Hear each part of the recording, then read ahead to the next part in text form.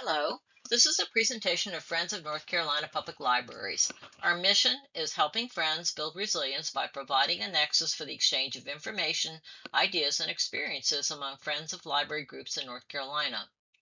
I'd like to go through the entire presentation before entertaining questions for those that I'm doing a live presentation for. This presentation is recorded and will be accessible on FONCPL's website YouTube channel. There are several other pertinent videos posted there, and I encourage you to view them.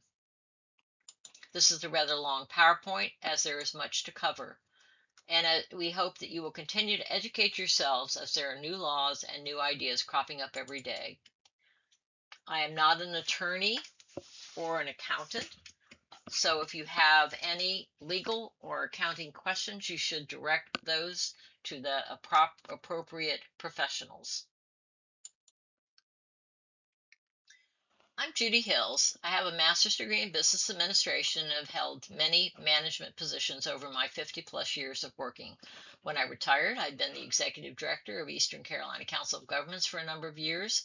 Councils of Governments in North Carolina are legally structured the same as regional libraries, so I'm very familiar with working with county, city governments, do a lot of work with grants, both federal, state, and foundations, contracts, memorandums of understanding, and governmental accounting and processes.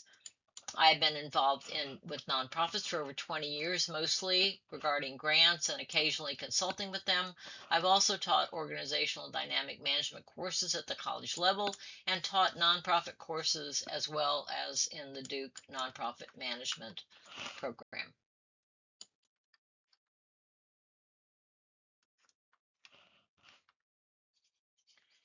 After I retired, I joined the Friends of the New Bern-Craven County Public Library since I was an avid reader and had been a very good customer of their book sales over the years. I soon joined their board and went on to become the president of the Friends of North Carolina Public Libraries and held that position for a number of years until December 2024 when I stepped down, although I continue to draft their newsletter and consult with Friends groups across the state.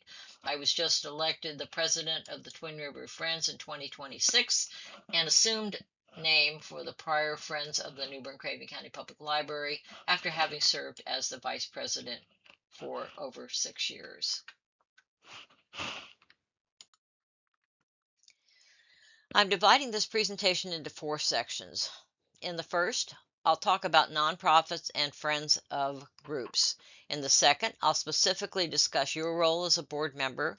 In the third, I'll provide some practical examples of how to apply your responsibilities to running your nonprofit. And in the fourth and final section, I'll talk about the life cycle of a friends group. I'm starting at the beginning. I make no assumptions as to what you know or what you don't know. What is a nonprofit? It's a business-like entity formed to serve a public or social benefit. It's mission-driven in that it's focused primarily on a cause or a community need.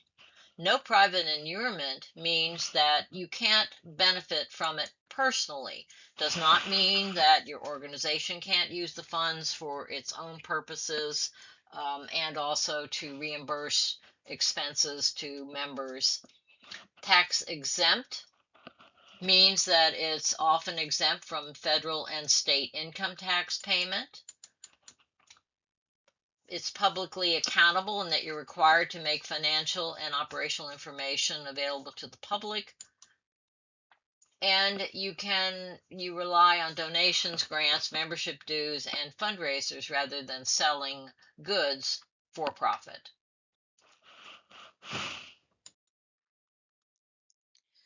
According to the IRS, there are different types of nonprofit organizations. There are charities. An example of that would be like the American Red Cross. Friends groups are considered charities. Foundations like the Duke Endowment, schools such as public schools and universities, hospitals such as Carolina East Medical Center, it's where I live, labor unions such as the United Auto Workers, and religious institutions such as the United Methodist Church, for example. City, county, or regional library systems are not considered nonprofits, technically or legally. They are not for-profit entities. It's possible that certain government affiliates or instrumentalities may qualify for nonprofit status. Grantors may or may not consider a city, county, or regional library a nonprofit. So, how does a nonprofit form? It starts out as an unincorporated nonprofit with constitution and bylaws. An unincorporated nonprofit association is a flexible, informal group of two or more people formed for a common, non commercial purpose without filing formal incorporation documents. It is simple to create and operates with low maintenance, but members may face personal liability for the group's actions and debts, unlike an incorporated nonprofit. FONCPL has done research on IRS and Secretary of State's websites, and there are still Friends groups out there operating as unincorporated nonprofits. The next level is to incorporate with the Secretary of State. You now fall under NC General Statutes 55A, the Nonprofit Corporation Act, and you should get familiar with that. Articles of incorporation replace the Constitution. The bylaws are still in effect, but should now comply with NCGS 55A, and there is a one-time filing for this designation. You apply to the IRS to receive a 501c3 nonprofit tax designation, and if you do so, you must file Form 990 yearly to maintain this status, or they'll revoke it. You also should be complying with filing for the NC Charitable Solicitation License or exemption, and this must be reapplied for yearly.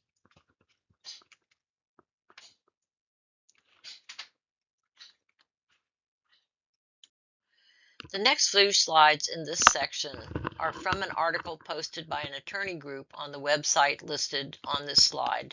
The article is entitled Fundraising Through Friends Groups. I encourage you to read the short article as it includes case studies. Friends is a subset of nonprofits. Many nonprofits and governmental organizations have relationships with tax-exempt organizations whose principal, or in some cases, sole purpose, either directly or indirectly, is to provide financial support to the principal organization. While these groups can be a vital fundraising resource for the principal organization, in practice, their effectiveness is often quite limited. So here are some examples. Cultural institutions could include museums. Parks will include United States parks, state parks, county parks, city parks. Educational institutions such as colleges, universities, and private schools. And a subset of that might be the libraries, the sports team, or the bands within those institutions. Historical groups could support battlefields and historical structures. There could be government departments that have friends of groups, such as Parks and Recreation or police, and of course the libraries. There are many more, but I think you get the idea here. I found this table online that shows the difference between a friends group and a typical nonprofit. Friends group, their goal is supporting a specific public entity, in this case the library. They are an independent entity, but they are functionally aligned with the library. Their primary activity is fundraising and volunteering or providing support services to the library, and they usually are membership-based. The Friends of the Libraries has some very specific purposes. According to the North Carolina Public Library Trustee Manual, Friends work to raise funds for projects and purchases. Their purpose is not to hold large sums of money to produce interest or to fund major building projects. Now note that in some situations they actually do this. Some friends do provide money for major building projects, and some also have large sums of money that they use to produce income from. Please note that the State Library of North Carolina does not regulate friends or trustees. They just help to educate them. The issue of friends holding large sums of money can be problematic. There have been cases of libraries going after the cash. Even if the friends invest large sums of money to grow their nest egg, it might be problematic. In the May 2026 edition of FONCPL newsletter, there was an article on this very topic, and we advise you to read it. FYI, a cash donation to a public library is generally tax deductible, even if it's not a 501c3 nonprofit, provided the donation made to the local government unit, like the library, is for a public purpose. Under the IRS rules, donations to public units, including municipal libraries, are deductible under Section 107C1 of the Internal Revenue Code. So its purposes of the Friends are fundraising, direct financial support, where you may hand them a check or you might create an endowment for them, direct purchases such as furnishings, equipment, supplies, books for collection, and you can also give programmatic support in that you could provide volunteers, you might supply some supplies, you might bring refreshments, depending, each will be different depending on what group you're supporting. You can apply for grants for which the library is an ineligible applicant. They might very specifically say the only group they're interested in funding is a 501c3, in which case a library would be an ineligible applicant. It would have to be the Friends. You can make purchases when the library's purchasing policies and procedures are an issue. Let's say, for example, that they want to purchase something on an emergency basis. Let's say they had their copier went out, and let's say they, jumping through the hoops of the public purchasing policy and getting all the required estimates might take way too long, and they really do need it because they got some programs coming up. They need to make some copies. It is possible that the Friends could purchase it for them and circumvent that. Some libraries will say they don't allow that. So, it all depends, but that is one case where they could circumvent the purchasing policy. You also advocate for library funding. Advocacy in and of itself is allowable under the IRS code. It's just that you can't use a lot of money and pay someone to actually, advocate for the system. If you can advocate yourself. And use of Friends' network of friends to encourage library usage and communicate program and event opportunities, in addition to whatever efforts the library might be making. So things are not always smooth sailing as much as we'd like to hope. We can basically group the issues into structural and relational. The conflict between nonprofit and government cultures, and where concerns about bureaucratic control are most prevalent. In older Friends group, the library might come to believe that because they, quote, formed the Friends, that they own them.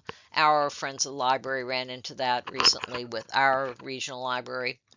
The relationship between the libraries and associated Friends groups are sometimes contentious, and the problems encountered by libraries with their Friends fall into two main categories, again, structural and those which involve personal relationships. So the trouble with Friends, the structural piece, you have to understand the elements of the library. What do you do? The range of fundraising functions for which the Friends is responsible, the scope of the Friends group's services within the library, in other words, what do you do for them, and the degree of integration of the prime priorities of the Friends group and the library. And I'm going to go into each of these. So key aspects of fundraising would be that you are a fundraising and development arm, and that that includes major events such as galas or book sales, managing fundraising campaigns for capital needs in some cases, or trying to get money for a special project, let's say to put in a meditation garden. Donor stewardship development involves managing donor relationships to increase retention and renewal rates. That could apply to members as well. This means thanking donors, recognizing their contributions, keeping them engaged, which is essential to effective fundraising. So the trouble with Friends, the range, a high degree of oversight by the library, can seriously limit the Friends group's effectiveness. It can affect the group's ability to attract quality board members. Who wants to be on a board where you don't get to make any decisions? The library's making all decisions. Prevent Friends board members from exercising their fiduciary responsibilities to the group, which we're going to cover in a few minutes, and jeopardizing the Friends tax exempt status. And if you run some of these MOUs that we're seeing right now through ChatGPT, you will see that there is some liability in that regard. High degree of independence on the Friends part might result in the Friends group pursuing a mission unrelated to that of the library. Of course, the library is the one that would make that decision. And too much independence can result in animosity, distrust, or a lack of communication between the Friends group and the library. And either extreme in the range between the library, relationship between the libraries and the Friends group, and they can become dysfunctional, and many have. So the trouble with Friends and the scope of the Friends group has to do with its relationship with the larger organization. And this is where you might be serving more than one library. Let's say you serve several of them, one or more. Maybe you serve all the libraries in the regional system. In library systems with multiple Friends group, there may be a danger of provincialism. Individual Friends group may compete for resources or work at cross purposes. For example, if you're nearby each other and you're both collecting donation books for a book sale, you're competing against each other. And where a library system has multiple Friends group, balancing the interests and needs of the component parts of the organization with the greater needs of the organization of a whole can be difficult. Now, that's an example of where you would have a regional library. And within the regional library, let's say there may be a couple of counties, and there may be different sized libraries out in the system. Some may be very small, some may be very large, and it's different to have a Friends group serving a very large library versus a Friends group serving a very small library. The things that they do for the library are going to be different. So the trouble with Friends integration. Integration involves the degree to which the missions of the library and the Friends group are aligned. Friends group with a high degree of autonomy risk become disconnected from the library's mission and programs. A high degree of control by the library over the operation of the Friends group does not necessarily mean that the missions of the two organizations are integrated. Integration requires mutually shared strategic vision. And how many of you have really sat down and talked about that? Friends group that are well integrated are more successful at pursuing the library's fundraising agenda.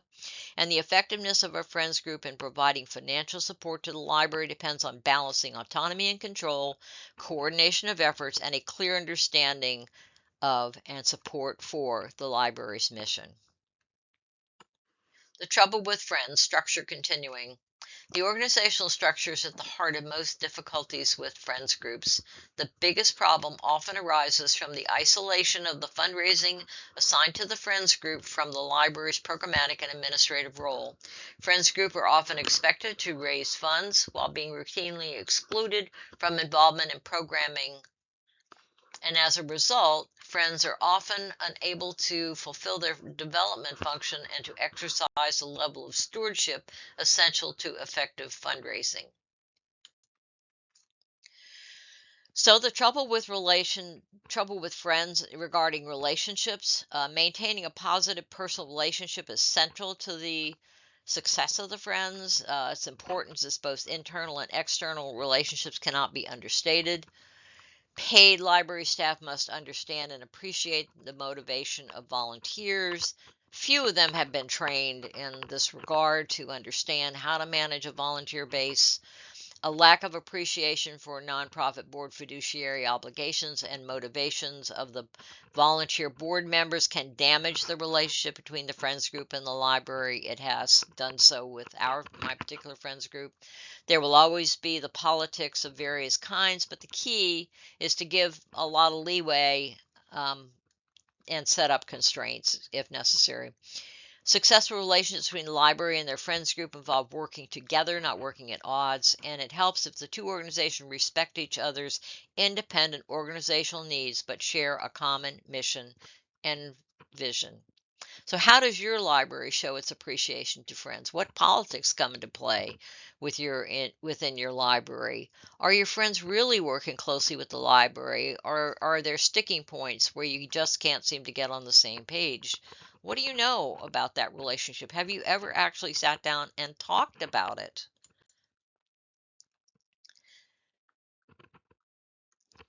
Best practices might include a shared mission and goals. You've got to have trust, mutual contributions, and clear communication, a commitment to making the relationship work, a culture of sharing and collaboration, and of course, mutual respect to sum up what we've already covered.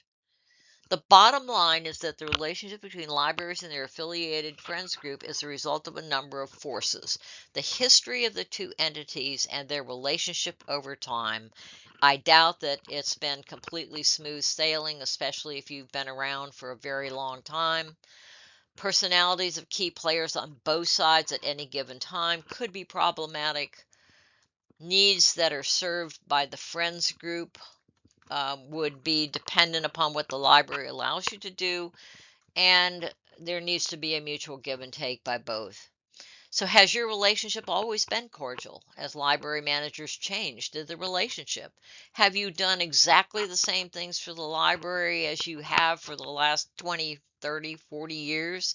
And have they changed at all over time? Or has there always been an equal give and take? Libraries must treat friends as equal partners and allow friends to participate in the decision making process. Does yours?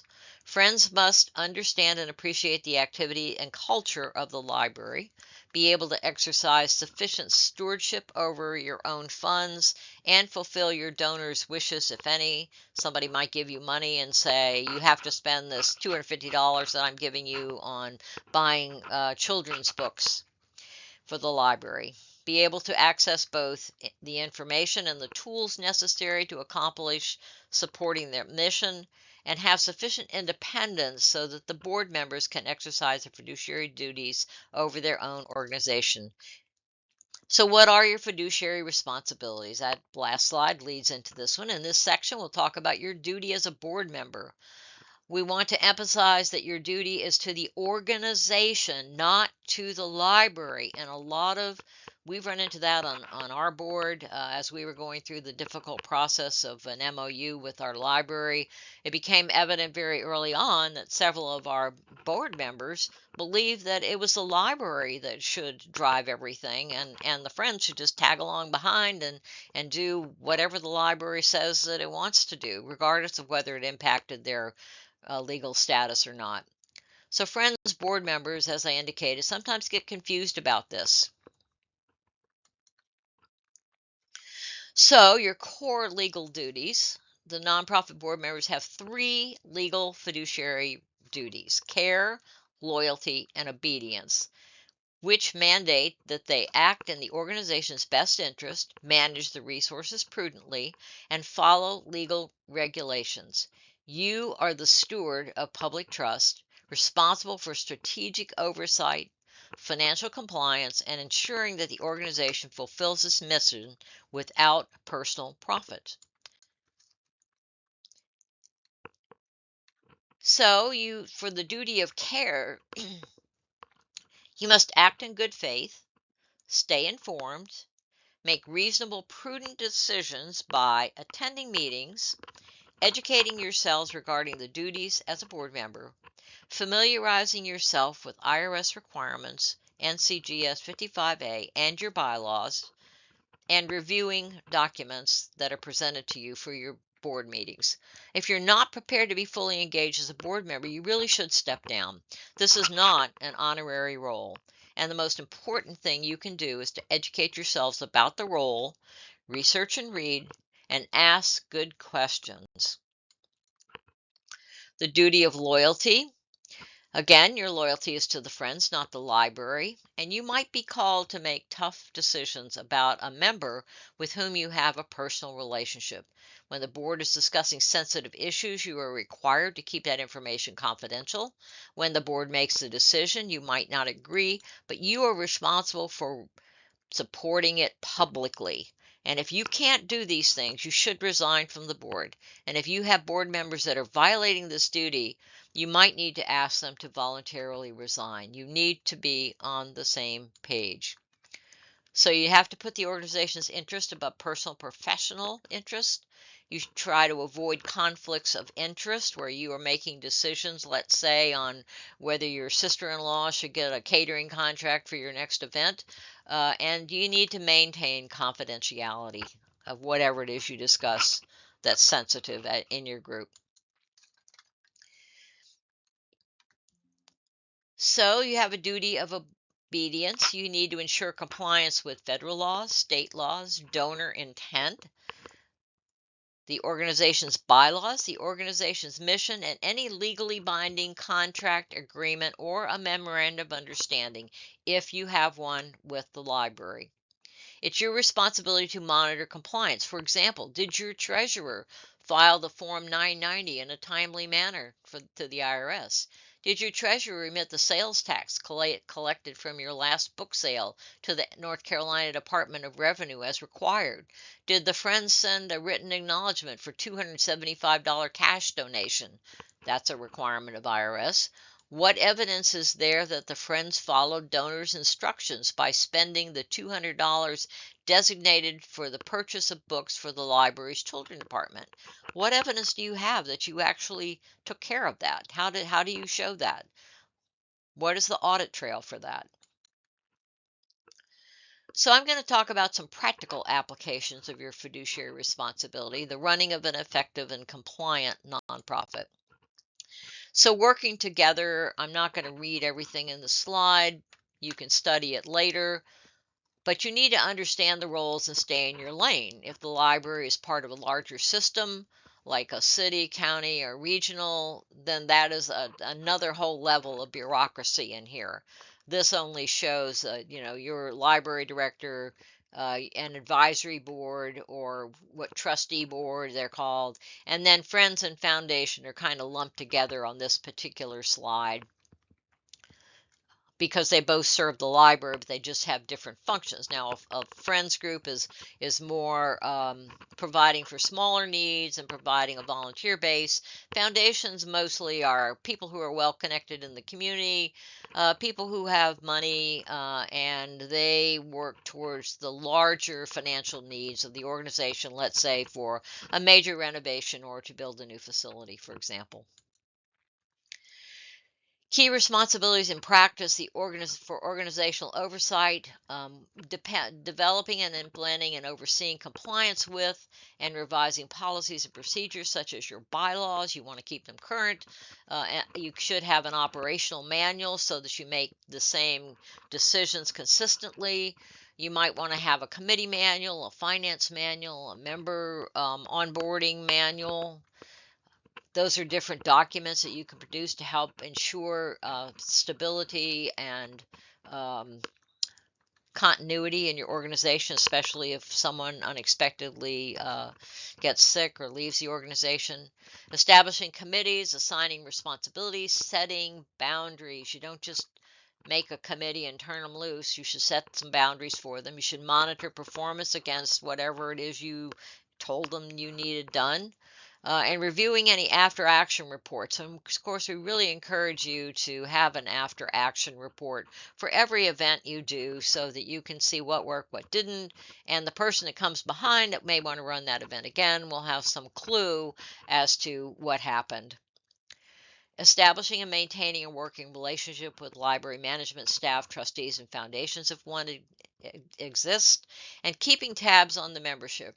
Review reports on new members and renewals. You might want to graph your result and address any issues as they resolve. I know our particular Friends is having difficulty with the program software that we use to manage our members, and we're trying to resolve some of those issues. Key responsibilities in practice, organizational oversight. You want to align your friend's plan of work with the library's strategic plan and monitor progress against that. Public libraries by the state law are required to submit and maintain a long-range plan for service covering 5 years or more if they are to receive state aid. If you are not familiar with this plan, you should get a copy of it from your library. And if the library is in the process of updating it, you should be involved in that process. You want to safeguard any physical assets that your group has. You might have a laptop that's used by the treasurer. You might have a square for accepting payments at your book sales. You might have a barcode scanner. You maybe have shelving to store donations. You might have tables, chairs, tents, banners. All of those kinds of things are assets of your organization. You should at least have a list of those things that you have paid for. And where are they? And physically, you probably need to check every so often, every year or so, to see if you still have those things. And if you do, where are they located, or who actually has them? You want to manage the image and messaging from your organization. You should be very concerned with your reputation. You want to create an annual report. We can't stress this enough as a methodology for letting the members of the public, for letting your members, and for letting the library know what it is that you've done in your past fiscal year or calendar year. And you want to address organizational issues as they arise. Dealing with problem people, as we know, is not very fun, but it's very necessary at times. So you have financial oversight responsibilities. Your fiscal year is defined in your bylaws. It's generally they're either January 1 to December 31 or July 1 to June 30. Those are the most common, but it could be any other dates. That's it, defined by your bylaws. Your treasurer is very key to your organization. The selection and orientation of that person is critical. Don't assume the capabilities of a new treasurer, even if they're a known entity, even if they've done this for somebody else. This is a job that now requires a significant amount of knowledge and skills. They must be computer literate and understand fund accounting and legal compliance. And the president and the treasurer are probably the two most important positions within the organization. But that selection process, you need to be very careful, and you need to monitor. We had a problem with our treasurer not being responsive, not providing us with reports for an extended period of time. We finally had to ask the president. Our board just said, that's it. This person needs to be replaced. And it was not a pleasant situation, but it was so necessary. You want to safeguard your financial assets. You want to draft, implement, and revise as needed a finance manual. That is important for continuity. You need to have two signatories on all bank and investment accounts. That doesn't mean that two people have to sign a check. It just means that you have at least two people listed on each of your accounts. You need to set and follow policies and procedure for member reimbursements for expenses. You don't want that to get out of hand. And every expenditure must be included as a line item in the budget or approved by the board. The president is to receive email notifications of account activity and bank statements directly from the bank. This is very simple to set up. She should research any questionable dispersals. I am not going to go into that today, but I will tell you that I have seen some very significant problems with this in the past, and if it wasn't being tracked, it would not have been caught early enough in the process to be able to be fixed, including a bank fraud situation involving an outside person or organizations. And you want to review or audit your books periodically just to see if you need to change any processes, especially with regard to handling cash. So, some key responsibilities in practice for financial oversight might include all your expenditures should either be sustaining your organization or should be directly or indirectly related to your mission or purpose as stated in your bylaws. Making a donation to the Cancer Society in honor of a deceased board members, while honorable, it does not align with your purposes, for example.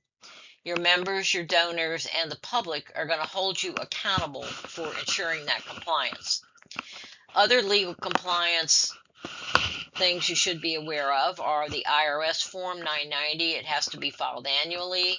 The North Carolina Department of Revenue, you have to pay taxes owed to them for any sale of books. Filing for reimbursement of sales tax paid on purchases. Filing annually the NC Charitable Solicitation License or Exemption, and understanding the requirements of signed or legally binding contracts, agreement, or MOU. Those have to be complied with as well. And you have to approve and monitor spending against your budget.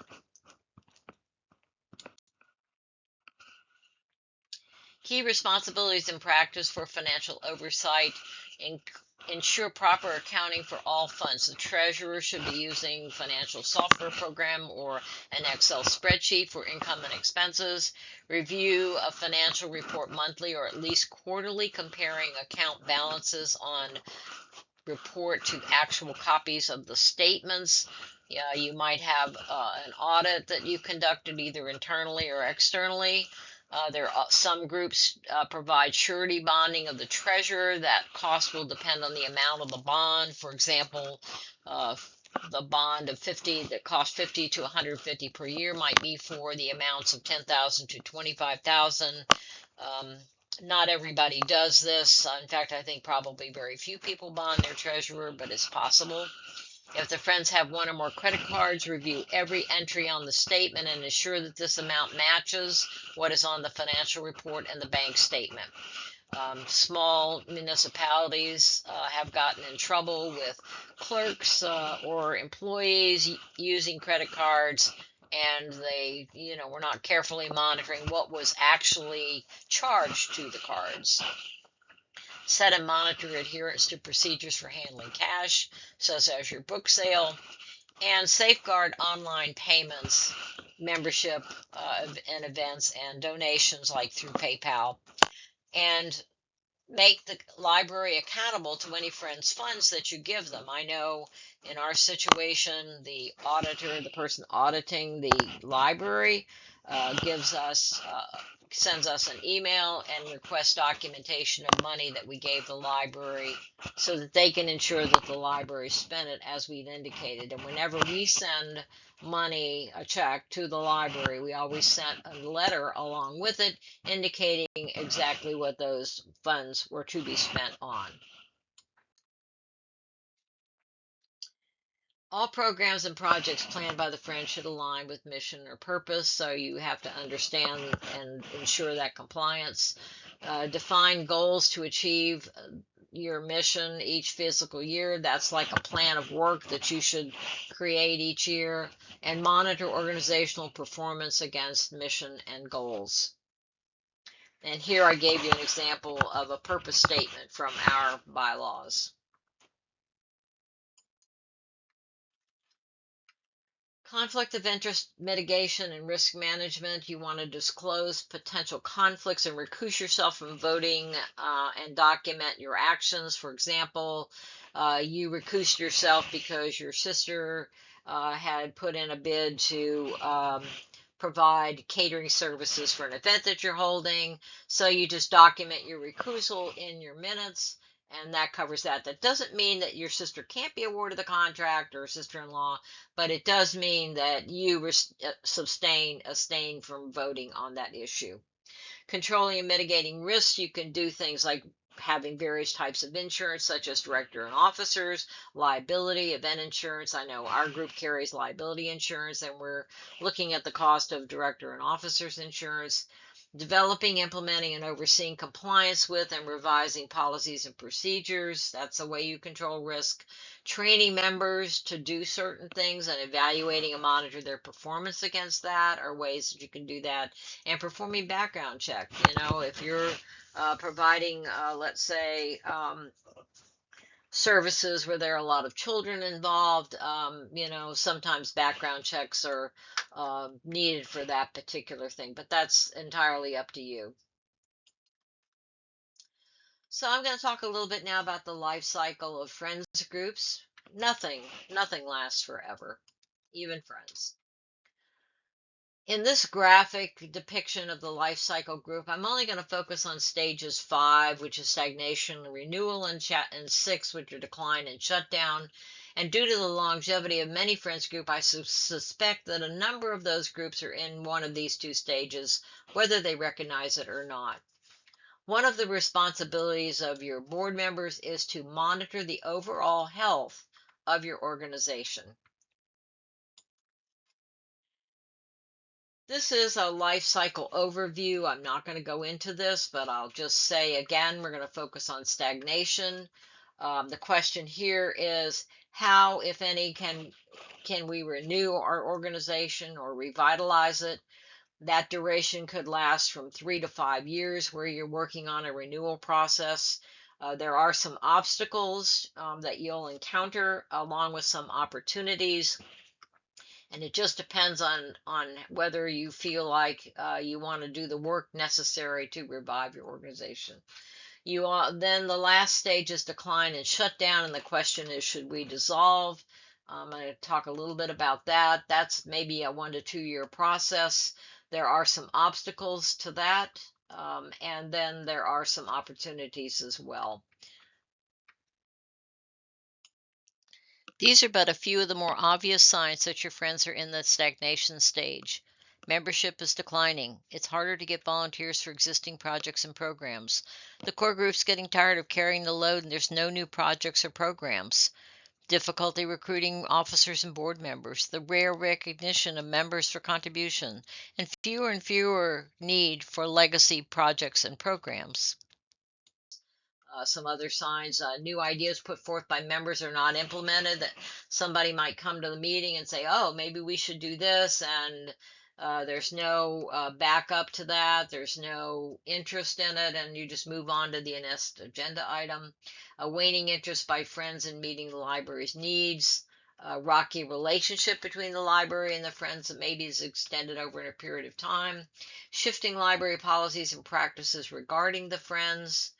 Library or controlling entity has a change in leadership and the friends are no longer seen as useful. The library begins hiring staff to fulfill a prior function of the friends. For example, one library, they had a group of friends and the person was very successful at doing craft projects and getting people involved, and they hired her. So they were now performing those same things that the friends had previously been doing. Board members are getting older and losing physical and mental capabilities of performing duties. The group might become cliquish, bogged down with outdated structure. There's less interest in keeping things up to date, and little or no follow up or follow through. Newsletters and communication with members become irregular or content lacking.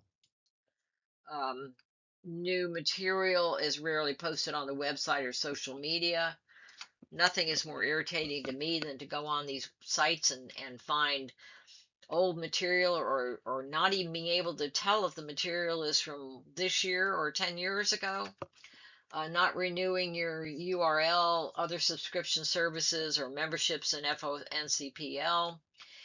Net gains from fundraisers are declining, savings decreasing. Savings in our situation is called fund balance. Income from investments might be declining. Donations are decreasing in number and amounts. The organizational expenditures are rising. External factors might be influencing, contributing to the demise of funding. For example, today's economy, even the cost of gas is rising out of sight, at least at this time. So, renewal. Can you renew? What can you do to bring the organization back to its glory days? You might be wrestling with this for 3 to 5 years. Usually what it takes is a significant change in leadership. You've got to have somebody with some ideas. They've got to have a supporting board that's willing to go along and to make those things happen. And it rarely takes place with the existing group of leaders in the Friends group. So decline is just a further continuance, a further slide down the ladder of all those things that we mentioned in stagnation. Membership is seriously waning. It would be rare to have a new member. Funds are seriously dwindling. Nobody's volunteering. One or more of key projects or program is lacking leadership. I know, for example, there was one group, they're not friends, but a group that had been doing a barbecue cook-off program for like 30 years, and they finally threw in the towel on that because they couldn't get any members to work it anymore. One or more key projects is lacking leadership. Board members aging or dropping out completely. You can't get any officers or board members. I know one group nearby to us that's having significant issue with that, and they're trying to figure out whether they should throw the towel in or whether they can actually get some people to step onto the board. Signs of decline include officers and board members are tired of having the responsibility, and they're basically ready to get out of being a friend. Legacy fundraiser are generating more expenses and less revenue. I know that's certainly true for our book sales. They seem to be generating more and more expenses.